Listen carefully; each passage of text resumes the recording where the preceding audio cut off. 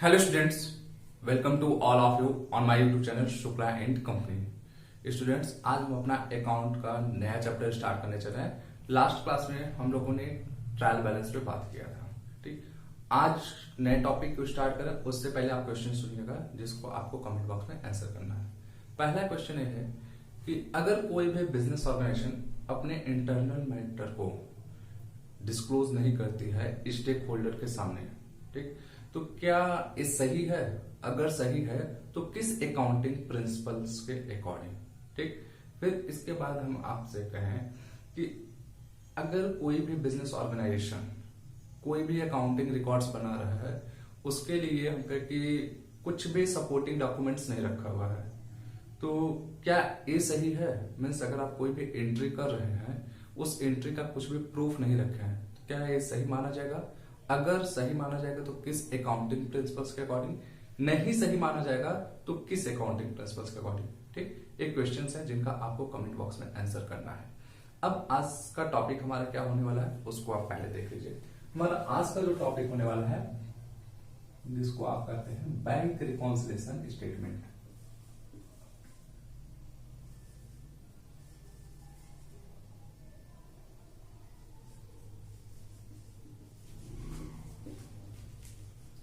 जिसे आप लोग को याद होगा कि शॉर्टकट में हम लोग बोलते थे BRS, इसी को आप हिंदी में बोलते हैं बैंक समाधान विवरण।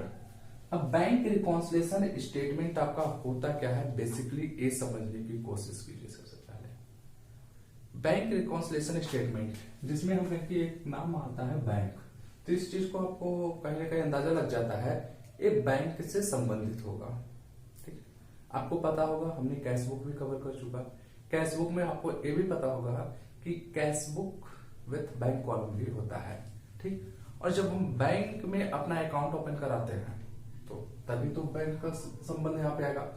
अब ओवरऑल कहने का मतलब क्या है मेरे, मीन्स हम कहें कि कैश बुक और बैंक पासबुक इन दोनों में जब भी कोई भी डिफरेंस आता है, मीन्स दोनों के अंदर कुछ भी अंतर पाया जाता है, तो उस अंतर को जानने के लिए, उस अंतर को खोजने के लिए हम एक कर सकते विवरण तैयार करते हैं जिसे बैंक समाधान विवरण बोला जाता है। Means to find out the causes of difference between cash book, bank column and passbook. ठीक, इन दोनों के बीच के डिफरेंस को फाइंड आउट करने के लिए जो स्टेटमेंट हम प्रिपेयर करते हैं वो हमारा बैंक रिकॉन्सिलिएशन स्टेटमेंट बोला जाता है। अब आपके समझ में मुझे पता है कुछ भी नहीं आएगा सर आप ये कह क्या रहे हैं। अब इसको थोड़ा सा और डीप में हम बताने की कोशिश करते हैं। हम कहें कि ये आपका मान लीजिए कैश बुक है और इसमें हम कह रहे हैं बैंक कॉलम है, और ये आपका पासबुक है। ठीक है, अब हम कहें कि बहुत बार ऐसा होता है कि हम कहें कि अगर आप कैश बुक के अकॉर्डिंग अपना पूरा कैश बुक मेंटेन कर लेते हैं, यहाँ पे आपका दिखा रहा है 30,000 रुपीज आपके अकाउंट में होना चाहिए। मीन्स जब आप cash book with bank column बनाते हैं तो जो हम कहें कि आपके बैंक से रिलेटेड है, तो यहाँ पे आपको मान लीजिए दिखाया at the end of months कि 30,000 रुपीज आपके बैंक में जमा होना चाहिए। ठीक है, लेकिन हम जाते हैं पासबुक में प्रिंट आउट कराते हैं। पूरा प्रिंट आउट कराने के बाद आपको पता चला आपके अकाउंट में 25,000 रुपीज। अब कैश बुक आपका ये बोल रहा है कि आपके अकाउंट में होना चाहिए 30,000 रुपीज, जबकि निकला आपका कितना 25,000। इन दोनों के बीच डिफरेंस क्यों हो गया? डिफरेंसेस होने के रीजंस को जब हम जानना चाहते हैं उसी रीजंस को हमें पता करने के लिए बैंक रिकॉन्सिलिएशन स्टेटमेंट बनाया जाता है। ठीक, फिर हम कहें कि ये डिफरेंसेस होने के क्या क्या रीजंस हो सकते हैं, उस रीजन को भी हमें जानना है बेसिकली। ठीक, और हम कहें कि ये बैंक रिकॉन्सिलिएशन स्टेटमेंट काफी लोगों को टफ लगता है क्योंकि इस चीज को लोग, इसके पीछे के लॉजिक को बहुत ही कम लोग समझने की कोशिश करते हैं। ठीक, तो लेकिन हम उस लॉजिक को आपको बताने वाले हैं जिससे हम कहें कि बैंक रिकॉन्सिलिएशन स्टेटमेंट आपको मिनटों में समझ में आएगा। और हम आप लोग को एक इंटरेस्टिंग चीज भी बता देते हैं, जो BCom Jharkhand topper Siddharth all India rank 5th थे, जब वो भी हमारे साथ ज्वाइन किए थे तो मीन्स कि जिस टाइम पढ़ रहा था वो बच्चा, तो हमेशा इस चीज पे होता था कि मीन्स जब टॉपिक मेरा स्टार्टिंग होता, क्योंकि बैंक रिकॉन्सिलिएशन स्टेटमेंट से आपके बीएचयू बीकॉम में अच्छे से क्वेश्चन आता था, वो हमेशा होता था सर ये टॉपिक मेरे लिए सबसे टफेस्ट टॉपिक मानते हैं कि मेरा स्कूल टाइम में एग्जाम में क्वेश्चन आया था, मैंने छोड़ दिया था, बट मैं उसको हमेशा होता था वेट करो उस दिन का जिस दिन मैं बैंक रिकॉन्सिलिएशन स्टेटमेंट पढ़ाऊंगा। आफ्टर दैट तुमको बैंक रिकॉन्सिलिएशन स्टेटमेंट सबसे इजीएस्ट टॉपिक लगेगा पूरे अकाउंट का। और यकीन मानिए जिस दिन उसने बैंक रिकॉन्सिलिएशन स्टेटमेंट पढ़ा, मीन्स जब हमने क्लास दिया तो उसका मीन्स आपको बता रहे मैसेज आया व्हाट्सएप पे को, सर आप कहाँ थे, आप मीन्स वो अजीब सा मैसेज किया जिसको मैं पढ़ा तो मुझे लगा कि हो सकता है, अब समझने के फर्क होते हैं बच्चों के रियली, तो उसको लगा कि नहीं सर बैंक रिकॉन्सिलिएशन स्टेटमेंट जिसको मैं टफेस्ट टॉपिक मानता था आज से मेरे लिए इजीएस्ट टॉपिक हो चुका है। और जो रिजल्ट आया आप लोग भी देख सकते हैं। और हम कहें कि उस टाइम जो भी बच्चे उसके साथ टेस्ट वगैरह देते थे तो हमेशा ये पाएंगे कि वो फुल मार्क्स हमेशा गेन किया बच्चा। तो रीजन था कि समझ में आने की चीज। तो खैर हम आते हैं अभी देखते हैं बैंक रिकॉन्सिलिएशन स्टेटमेंट। उम्मीद करते हैं आप लोगों को भी वो चीजें समझ में आए जो हम बताने की कोशिश करने वाले हैं इस क्लास के माध्यम से। ठीक, सबसे पहले हम बात कर लेते हैं बैंक रिकॉन्सिलिएशन स्टेटमेंट होता क्या है। ठीक, अगेन हम इसको शॉर्ट यूज करेंगे, आप लोग समझ आइएगा। Bank reconciliation is a statement which is prepared to know the difference between cash book and passbook. अब याद रखिएगा जब भी हम कैश बुक बोलेंगे इस पूरे चैप्टर में तो कैश बुक का मतलब आप ये हमेशा समझिएगा cash book with bank column, cash book with cash column. आप यहाँ पे इस चीज को मत समझिएगा, मीन्स जो कैश बुक का हमारा बैंक कॉलम होता है हम हमेशा उस पर फोकस रहेंगे। ठीक, एंड पासबुक आप समझ सकते हैं कि पासबुक हमने आपको बताया कि जो बैंक से आपको एक कर सकते हैं कि आपके अकाउंट्स का डिटेल जानने के लिए मिलता है, कॉपी की तरह होता है, उसे पासबुक बोला जाता है। अगर जिसके पास अकाउंट नहीं है वो इस तरह से समझ सकता है। ठीक, तो हमने बोला कि बैंक रिकॉन्सिलिएशन स्टेटमेंट बेसिकली क्या है कि देखिए कि यहाँ आप याद रखिएगा एक स्टेटमेंट है। सबसे पहली चीज जो आपका क्वेश्चन बनता है कि आपसे कई बार पूछ लीजिए तो बैंक रिकॉन्सिलिएशन स्टेटमेंट क्या है, तो एक कोई अकाउंट नहीं है, एक केवल और केवल एक स्टेटमेंट है, एक विवरण है। अब फिर ये आपसे पूछा जा सकता है कब बनाया जाता है, मीन्स किस डेट को बनाया जाता है। इसका कोई पर्टिकुलर फिक्स डेट नहीं है, याद रखिएगा। Prepare to know the difference between cash book and passbook. ठीक, to know the difference between. ठीक, हाँ, तो अब हम कहें अब एक कब बनाया जाता है जब भी किसी भी बिजनेस ऑर्गेनाइजेशन को नीड पड़ेगी वो बना सकता है। रीजन है कि जब उसके कैश बुक एंड पासबुक के बैलेंसेस में डिफरेंसेस आएंगे तभी वो बनाने वाला होगा। ठीक, तो अब यहाँ पे जैसा कि हमने आपको बताया कि एक कैश बुक आपका है, एक पासबुक है, इन दोनों के बीच के डिफरेंसेस आ रहे हैं बैलेंस में। तो अब हम कहें कि जो एक डिफरेंस आपका निकल कर आता है, जो पासबुक एंड कैश बुक में डिफरेंसेस आ रहे हैं, एक क्यों डिफरेंसेस आते हैं, बेसिकली इसके पीछे के रीजंस क्या हो सकते हैं। इसके रीजन को अगर हम जानने की कोशिश करेंगे, एनालाइज करने की कोशिश करेंगे तो हमें दो चीजें पता चलती हैं। पहला टाइम गैप, दूसरा अकाउंटिंग एरर्स। मीन्स पहला जो डिफरेंसेस यहां दोनों में आता है वो टाइम गैप, समय की वजह से आ जाता है।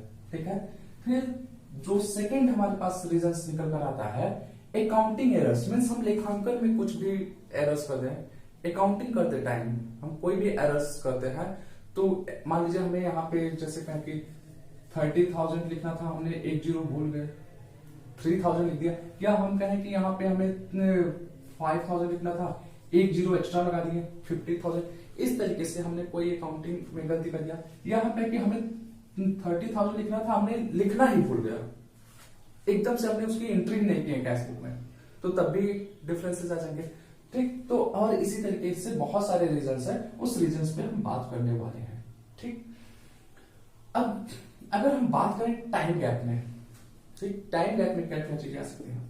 फॉर एग्जाम्पल, आज हमने क्या किया कि अपने बैंक में एक चेक जमा कराया, कि अपने बैंक में एक चेक जमा कराया, जैसे ही हम बैंक में चेक जमा कराए, यहां पे क्या किया, हमने एंट्री कर दिया, मीन्स हमने अपने कैश बुक में एंट्री कर लिया, हमें मान लिए हमारे बैंक अकाउंट में वो पैसा क्रेडिट हो चुका है, मीन्स वो मेरे अकाउंट में पैसा जमा हो गया। लेकिन जब हम अपना दोनों का कंपैरिजन करते हैं तो हमें पता चला कि वो अमाउंट, मान लीजिए आज हम कहते जैसे जैन 5th है, ठीक, लेकिन जो पैसा हम अपने बैंक में जमा कराए थे, हमें पता चलता कि वो जैन 7th को क्रेडिट हुआ। तो अगर हम जैन 5th को मीन्स जनवरी 5th को हम टैली कराने की कोशिश करेंगे तो हमारे कैशबुक एंड पासबुक में डिफरेंसेस आ जाएगा। कैशबुक के अकॉर्डिंग तो पैसा हमारे अकाउंट में क्रेडिट हो गया, लेकिन पासबुक के अकॉर्डिंग नहीं क्रेडिट हुआ। ठीक, फिर इसी तरीके से हम कहें कि अगर किसी अपने एम्प्लॉइज को चेक से पेमेंट कर दिया है, तो हमने तुरंत क्या किया, अपने कैशबुक में उस अमाउंट को कम कर दिया, मीन्स हमें मान लिए हमारे अकाउंट से वो पैसा निकल चुका है। लेकिन वो एम्प्लॉइज चेक लेकर जाता है घर पे, फिर वो 10 दिन बाद जाता है हमारे अकाउंट से पैसा निकालता है। तो अब आप सोचिए कि जिस दिन हमने उसको चेक दिया उस दिन हमने तो मान लिया कि हमारे अकाउंट से पैसा कम, लेकिन 10 दिन बाद हमारे अकाउंट से पैसा कम हुआ, तो अगेन डिफरेंसेस हुआ। मीन्स उस पर्टिकुलर डेट पे जब हमने मान लिया कि मेरे अकाउंट का पैसा कम हो चुका था, नहीं कम हुआ। ठीक, फिर इसी तरीके से हम कहें कि अगर कोई चेक हम बैंक में डिपॉजिट कर रहे हैं, ठीक है, अब डिपॉजिट करने के बाद हम कहें कि उस चेक पे कोई भी फॉल्ट आ गया, उस फॉल्ट की वजह से वो चेक हमारे अकाउंट में क्रेडिट नहीं हुआ, मीन्स डिसऑनर ऑफ चेक, तो उसकी वजह से भी हम यहां तो मान के चल रहे थे तो पैसा हमारे बैंक में जमा हो चुका होगा, लेकिन वो चीजें तो हमें तब पता चलेगी जब हम पासबुक में एंट्री कराएंगे, तो तब भी डिफरेंस आ गया। फिर हम कहें कि कोई कस्टमर हमारा था डायरेक्ट जाके मेरे अकाउंट में पैसा जमा कर दिया, वो तो हमें पता नहीं है, हमारे अकाउंट में पैसा बढ़ चुका है, तो दैट मींस अगेन डिफरेंसेस आ जाएंगे कैशबुक एंड पासबुक में। तो बेसिकली हम कहें कि बहुत सारे रीजंस हैं जिसपे कि डिफरेंसेस होने के चांसेस रहते हैं कैशबुक एंड पासबुक में, और वही डिफरेंस जानने के लिए मींस उन्हीं चीजों को हम कहें रेक्टिफाई करने के लिए क्या बनाते हैं, बैंक रिकॉन्सिलिएशन स्टेटमेंट बनाते हैं। तो अब यहाँ पे हम कहें for example cheque issue but not presented for payment। ठीक है, मीन्स हम कहें कि चेक इशू हमने कर दिया बट उस पेमेंट के लिए नहीं है। इसी तरीके से हम कर सकते हैं कि check deposited into bank but not credited. फिर हम कहें कि amount direct deposited by customer, हम कहें फिर कहें कि इंटरेस्ट अलाउड बाय बैंक। अब interest allowed by bank means bank ने हमारे अकाउंट में क्या किया, इंटरेस्ट क्रेडिट कर दिया। अब वो इंटरेस्ट क्रेडिट हो गया, हमारे अकाउंट का पैसा बढ़ चुका है।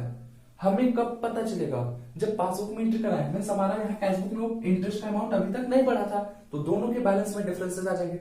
इसी तरीके से हम कहें कि बैंक हमको एसएमएस फैसिलिटी देता है, एटीएम फैसिलिटी देता है, उसके लिए वो बहुत सारे चार्जेस हमसे लेता है। तो अब उसने क्या किया, ऑटोमेटिक हमारे अकाउंट से पैसा काट लिया। वो तो हमें पता नहीं चला कि हमारे अकाउंट से पैसा कटा, कब पता चलेगा, जब हम पासबुक में एंट्री करेंगे।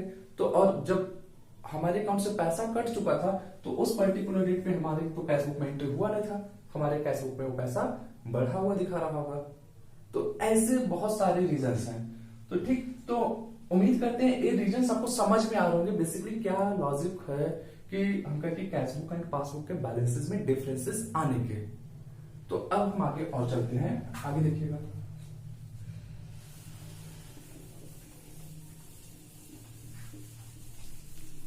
और हम कहें कि ये चैप्टर उन लोगों के लिए और आसान हो जाता है जिनका बैंक में अकाउंट होगा, नहीं तो थोड़ा सा लोगों को लगता है कि चीजें समझ नहीं पाते हैं।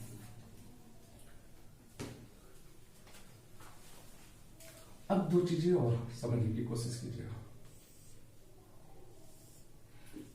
ये आपका पासबुक है, ये आपका कैशबुक है। पासबुक का मान लीजिए आपका डेबिट साइड है, ये है क्रेडिट साइड। कैशबुक का डेबिट साइड, क्रेडिट साइड।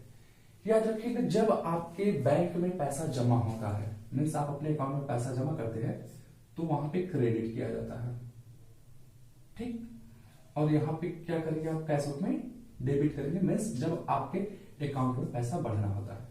अगर आपके अकाउंट से पैसा निकल रहा है तो आप क्या कर, यहाँ पे क्या होगा, मीन्स पासबुक में माइनस होगा, कैशबुक के क्रेडिट साइड में। अगर थोड़ा सा आप रिमाइंड करने की कोशिश कीजिए, कैशबुक जब हम लोग बना रहे थे, डेबिट साइड उसका जो था रिसिप्ट था, क्रेडिट साइड जो था पेमेंट था, ठीक। उसी तरीके से हम कहें कि अब यहाँ पे ये आप लॉजिक लगा सकते हैं कि पासबुक में क्रेडिट एंड डेबिट, अगर पासबुक में आपके क्रेडिट हो रहा है, मीन्स आप एक बैंक की तरह से सोचिए, ये बैंक है, जब आप इसको अपना पैसा देकर आए हैं, कल को आप इसी बैंक से पैसा लेंगे, अपना वापस मांग सकते हैं, तो मीन्स जो पैसा बैंक ने आपका लिया है, तो अब बैंक के लिए क्या हो गया, क्रेडिटर, मीन्स बैंक के ऊपर उस अमाउंट की लायबिलिटी है जितना आपने बैंक में जमा किया है। जब आप क्रेडिटर है तो क्रेडिट बैलेंस से शो करेगा, क्रेडिटर बैलेंस शीट के लायबिलिटी साइड, दैट्स व्हाई ये क्या होता है कि आपका यहाँ पे इंक्रीज करता है, बैंक आपको अपना क्रेडिटर इंक्रीज करेगा जब मीन्स आप पैसा जमा करेंगे। डेबिट साइड में क्या होगा, पैसा आपका कम जब होगा तब आपका माइनस डेबिट साइड में एंट्री होगा, ठीक। तो अब यहां से अगर हम कहें निकल कर क्या आता है, आपको 4 बैलेंसेस पता चलते हैं, cashbook debit balance, cashbook credit balance, passbook debit balance, passbook credit balance. अगर इसी को हम और डिटेल में चले तो हमारे पास जो पूरा बैंक रिकॉन्सिलिएशन स्टेटमेंट बनाने के लिए मिलेगा तो 4 पॉइंट्स पे मिलेगा। पहला, debit balance as per cashbook, ठीक। Point number B, credit balance as per cashbook. Point number 3, debit balance as पर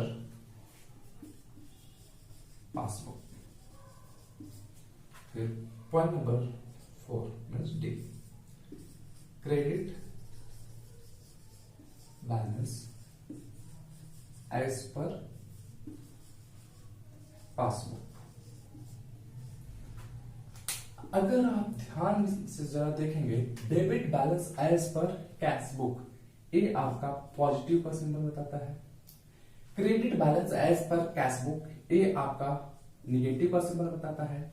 debit balance as per passbook negative का सिंबल बताता है। And credit balance as per passbook, ये आपका जो है positive का सिंबल बताता है, मीन्स 2 पॉजिटिव 2 निगेटिव, ठीक। और हम कहें कि इसी पॉजिटिव सिंबल को आप फेवरेबल बैलेंस भी बोलते हैं, एफ से डिनोट करते हैं, और इसी निगेटिव बैलेंस को अनफेवरेबल से आप डिनोट कर सकते हैं, मीन्स इसी को बोल सकते हैं favourable balance as per cashbook, favourable balance as per passbook, unfavourable balance as per cashbook, unfavourable balance as per passbook, ठीक। ये बात है, याद रखिएगा। आपको जब भी क्वेश्चन सॉल्व करने को मिलता है, कोई इसमें से एक स्टार्टिंग पॉइंट दे दिया जाता है, और जब स्टार्टिंग पॉइंट जब आपको दिया जाता है, आपका जो आंसर आता है उसी के अकॉर्डिंग आता है नॉर्मली। मीन्स अगर आपको स्टार्टिंग बैलेंस दे दिया गया है तो जो आपका आंसर आएगा कुछ इस तरीके से आएगा। Means debit balance as per cashbook दिया है तो नॉर्मल केस में जो आंसर आना चाहिए credit balance as per passbook आना चाहिए। फिर हम कहें कि credit balance as per cashbook दिया है तो आपका आंसर आना चाहिए debit balance as per passbook. ये हम नॉर्मल केस की बात कर रहे हैं, ये आप लोग ध्यान दीजिएगा। अब नॉर्मल में हम बताएंगे क्या होता है, ठीक। फिर इसी तरीके से हम कहें कि अगर credit balance as per passbook दिया है तो आपका आंसर आना चाहिए debit balance as per cashbook. अगर आपका स्टार्टिंग पॉइंट दिया debit balance as per passbook तो आपका आंसर आना चाहिए credit balance as per cashbook, ठीक है, आना चाहिए। अब ये आंसर आएंगे कैसे, ये प्रॉब्लम सॉल्व कैसे होगी, अब इस पे हम बात करने वाले हैं, ठीक।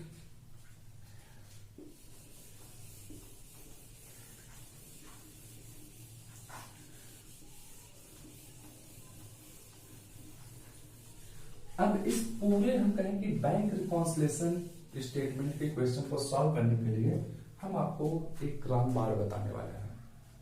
कह सकते हैं कि ये आपके लिए एक ऐसी तीर है कि जिससे आप अगर सही से चलाएंगे एकदम निशाने पे लगने वाली है।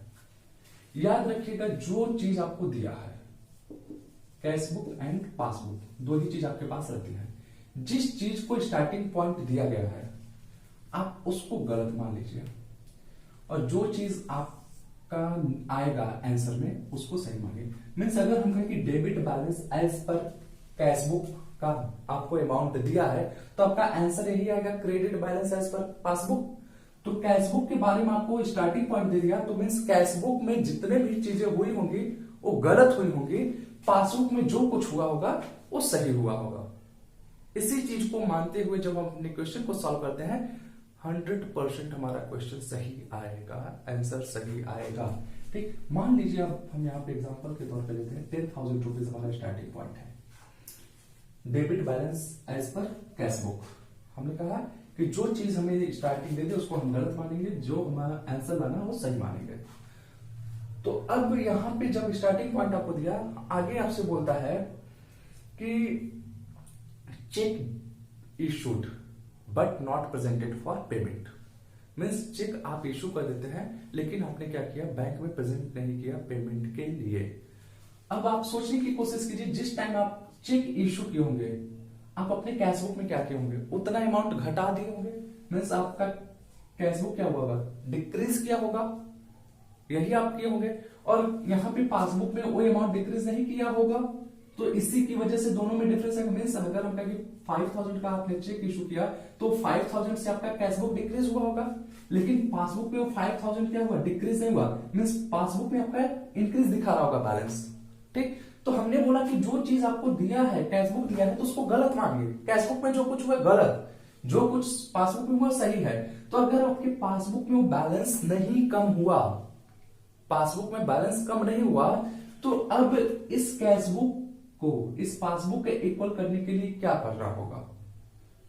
अगर यहाँ पे 5,000 है, यहाँ पे 0 है, तो दोनों को इक्वलाइज करने के लिए क्या करना होगा, आपका पासबुक सही है तो जाहिर सी बात है 5,000 रुपीज से हमें कैशबुक को इंक्रीज करना पड़ेगा, तब जाके हमारा इक्वल होगा। इट मीन्स यहां पे हम कर सकते हैं add cheque issued but not presented for payment. ठीक, फिर सेकंड हम कहेंगे cheque deposited into bank but not credited. Means अब यहां पे हम कहें कि आपने अपने बैंक में एक चेक लगाया जिससे कि आप ये माने कि आपका पैसा बढ़ गया होगा। फॉर एग्जांपल आपने यहां पे क्या किया, 10,000 का कर दिया। ठीक, जब 10,000 का यहां पे आपने किया था चेक, तो आपने क्या किया, अपने कैशबुक को इंक्रीज कर दिया। लेकिन हम कहें कि उस डेट पे यहां पे पैसा आपका जमा नहीं हुआ, यहां पे वो अमाउंट नहीं बढ़ा, तो अगेन हम कहें कि आपको इस कैशबुक के इस पासबुक के इक्वल करने के लिए क्या करना होगा। तो जब एक पासबुक आपका इंक्रीज नहीं हुआ तो कैशबुक को क्या करना है, डिक्रीज करना है उस अमाउंट से। तो दैट मींस अब यहां पे हम कर सकते हैं लेस वाले में जाएंगे आप, check deposited but not credited by bank, या आपका बट नॉट क्लियर, तो यहां पे आपका अमाउंट आ गया ये 10,000 रुपीज।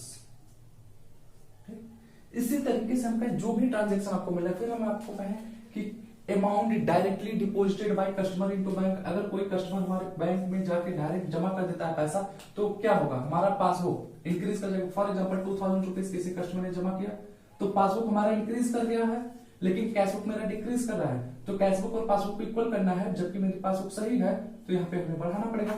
मीन्स हम कहें कि cash directly deposited by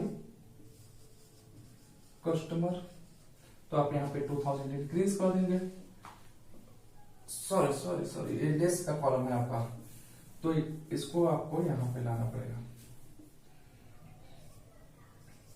cash directly deposited by customer. ठीक, तो यहां पे आप क्या करेंगे, 2000 रुपीज कर दिए। फिर हम कहेंगे आपका कोई और अमाउंट इस तरीके से बैंक में जमा किया या निकाले, या हम कहें कि बैंक ने क्या किया कि आपके अकाउंट से एक्सपेंसेस वगैरह माइनस कर दिया, तो पासबुक माइनस हुआ तो कैश बुक आपको माइनस करना होगा। इसी प्रोसेस पे जब आप चलेंगे तो आप अपना आंसर निकालेंगे। तो यहां हम कहें कि इन दोनों को मतलब ऐड करिए, 10,000 प्लस 5,000 15 प्लस 2 17,000, इसको माइनस करेंगे 10,000 तो आएगा आपका 7,000 आंसर। और ये आंसर जो लिखिए क्या, credit balance as per passbook. Basically इस तरीके से हम कहें कि आपका क्वेश्चन ये सॉल्व होगा। ओवरऑल हम कहें कि पूरे बैंक रिकॉन्सिलिएशन स्टेटमेंट पे सिर्फ और सिर्फ इसी पे आपको फोकस रहना है।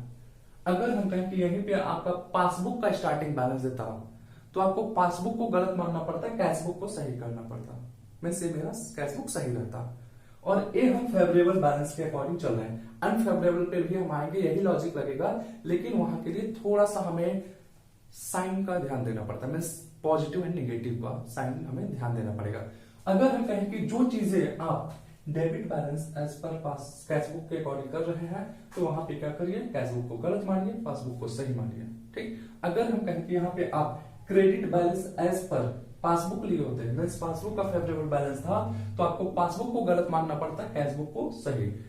मोस्ट इंपॉर्टेंट चीज जो है आपको ये समझ में आना चाहिए, जो भी आपके पास ट्रांजेक्शंस मिल रहे हैं उससे ये आप जरा जानने की कोशिश कीजिए, प्रैक्टिकली मीन्स उसका इफेक्ट क्या जा रहा है। जैसे हमने यहाँ पे आपसे बताया कि cheque issued but not presented for payment, तो चेक जब आप इशू किए होंगे तो आप अपना कैशबुक कम किए होंगे, पासबुक कम नहीं हुआ। ये चीजें आपको समझनी पड़ेगी। अगर ये चीजें आप समझ ले रहे हैं कि किस ट्रांजेक्शन का इफेक्ट कहां पे पड़ा और क्या इफेक्ट पड़ा, तो बिलीव करिए आपका बैंक रिकॉन्सिलिएशन स्टेटमेंट चुटकी में सॉल्व होगा। ठीक है, और बीकॉम लेवल पे मैं अगेन रिपीट करूंगा, क्वेश्चन आता है बीएचयू एंट्रेंस में 100% आता है। तो आप लोग इस तरीके से इस फॉर्मूले पे क्वेश्चन सॉल्व करने की कोशिश कीजिएगा। मिलते हैं नेक्स्ट क्लास में और आगे बात करेंगे आगे के टॉपिक पे। तब तक के लिए गुड लक, थैंक यू।